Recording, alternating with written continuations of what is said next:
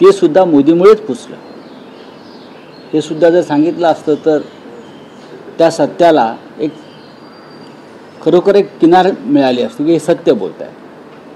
पुलगावमध्ये 40 जवानांच्या हत्या झाल्या त्याही मोदीमुळेच, आणि ट्रम्प यांच्यामुळे भारताला माघार घ्यावी लागली युद्धामध्ये, तीही नरेंद्र मोदीमुळेच.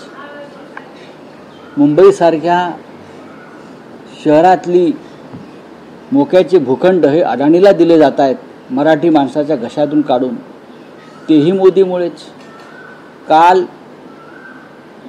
आपण पाहिलं असेल की शेतकरी रस्त्यावर उतरले, त्यांच्या जमिनी मोदींचे लोक हिसकावून घेत आहेत ड्रीम प्रोजेक्टच्या नावाखाली, तेही मोदीमुळेच. या देशामध्ये मोदींमुळे बऱ्याच गोष्टी घडत आहेत, त्यातल्या या महत्त्वाच्या गोष्टी आहेत. या राज्याची जनता स्वाभिमानी आहे, ती लाचार नाही. हे जर बबन लोणीकरांना कळत नसेल तर अशा प्रकारची लोक भारतीय जनता पक्षात आहेत हे या महाराष्ट्रानं समजून घेतलं पाहिजे.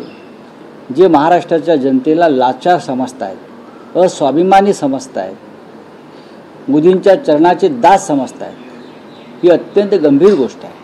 शक्तीपीठ महामार्गाचा तुम्ही विषय काढला. अजित पवार असं म्हणतायत किंवा त्यांचं खातं असं म्हणतंय की कर्जाचा भार हा राज्य सरकारवर येईल आणि हे अवघड जाणार आहे पुढे. शक्तीपीठ महामार्गाचा प्रकल्प राबवणं 9.32 लाख कोटी रुपयांचा कर्ज आहे, भार आहे देश राज्यावरती आपल्या.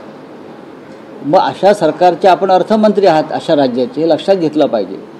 आणि आपण कॅबिनेटमध्ये अशा प्रकल्पांना, राजकीय प्रकल्पांना किंवा ठेकेदारांना मदत होईल फक्त, आणि ठेकेदारांच्या माध्यमातून भाजपा किंवा संबंधित खात्याच्या मंत्र्याला मदत होईल राजकारणात, अशा प्रकल्पांना अर्थमंत्र्यांनी विरोध केला पाहिजे.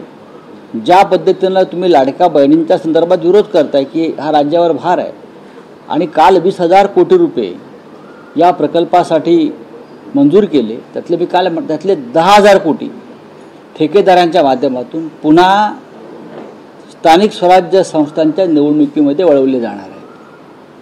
विधानसभेत तेच झालं, लोकसभेत तेच झालं. हे जे प्रकल्प नवीन नवीन काढले जातात ते ठेकेदारांसाठी काढले जातात, आपले लाडके ठेकेदार, आणि त्या ठेकेदारांच्या माध्यमातून किमान 50% पैसे दलाली ही सरकारच्या लोकांकडे येते. नक्कीच या ठेकेदारांकडून उचललेली आहे. हे जे ठेकेदार आहेत ज्यांना आधीच कामांची शब्द दिलेले आहेत की तुम्हाला आम्ही कामं देऊ, तुम्हाला कामं देऊ. पहा ना तुम्ही, काल मी सांगितलं तुम्हाला की आमणे ते इगतपुरी रस्त्याची अवस्था काय आहे. 20 दिवसापूर्वी उद्घाटन केलेलं आहे. एक मुख्यमंत्री आणि 2 उपमुख्यमंत्र्यांनी. ठेकेदाराने किती निकृष्ट दर्जाचं काम केलं आहे हे आपण कालही पाहिलं आहे. आता हा जो नवीन ड्रीम प्रोजेक्ट आहे देवेंद्र फडणवीस यांचा, महाराष्ट्राचं ड्रीम प्रोजेक्ट एकच असू शकेल, ते म्हणजे या महाराष्ट्रातून अडाणीला हाकलून देणं.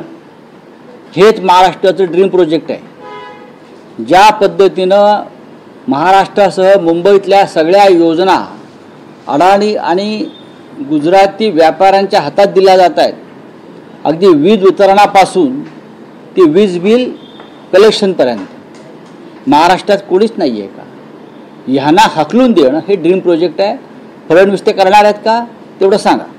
राऊतसाहेब, आणीबाणीला काल 50 वर्ष पूर्ण झाली आणि त्यानिमित्तानं जो कार्यक्रम आयोजित करण्यात आला होता, देवेंद्र फडणवीस राज्याचे मुख्यमंत्री यांच्याबरोबर उपमुख्यमंत्री एकनाथ शिंदे उपस्थित होते.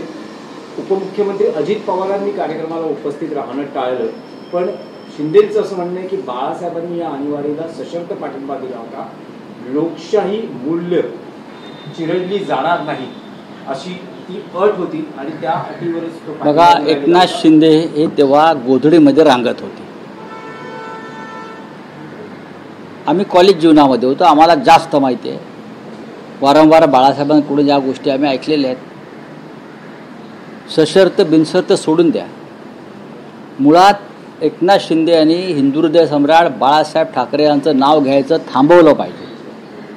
त्यांनी मोदी मंत्राचा जप केला पाहिजे, त्यांनी अमित शहा मंत्राचा जप केला पाहिजे. अमित शहाने त्यांना जी शिवसेना बिदागीत दिलेली आहे